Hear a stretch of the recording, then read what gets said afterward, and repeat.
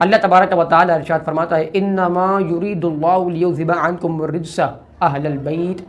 اللہ تو یہی چاہتا ہے کہ تم سے ہر قسم کی ناپاکی کو دور کر دے اہل بیت، اے نبی کے گھر والوں۔ انما یرید اللہ لیذھب عنکم الرجس اہل البیت ویطہرکم تطہیرا، اور تمہیں خوب پاک اور ستھرا کر دے۔ تو محترم ناظرین، اس حوالے سے میں آپ کے سامنے صحیح مسلم سے ایک روایت پیش کروں گا کہ ام المؤمنین حضرت سیدہ عائشہ صدیقہ رضی اللہ تعالیٰ عنہ فرماتی ہیں کہ نبی پاک صلی اللہ تعالیٰ علیہ وآلہ وسلم ایک صبح باہر تشریف لے گئے، اور آپ صلی اللہ تعالی وسلم کے اوپر اون کی مخلوط چادر تھی، چادر مبارک تھی۔ تو حضرت امام حسن رضی اللہ تعالیٰ عنہ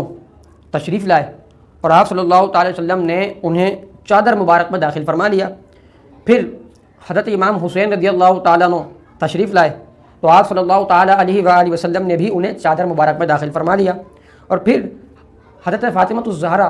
رضی اللہ تعالیٰ عنہ تشریف لائیں، تو آپ صلی اللہ تعالیٰ علیہ وآلہ وسلم نے بھی انہیں اپنی چادر مبارک میں داخل فرما لیا۔ پھر اس کے بعد مولا کائنات اسد اللہ شیر خدا مولا علی کرم اللہ تعالیٰ وجہ الکریم تشریف لائے، تو انہیں بھی آقا صلی اللہ تعالیٰ علیہ وسلم نے اپنی چادر مبارک میں داخل فرما لیا۔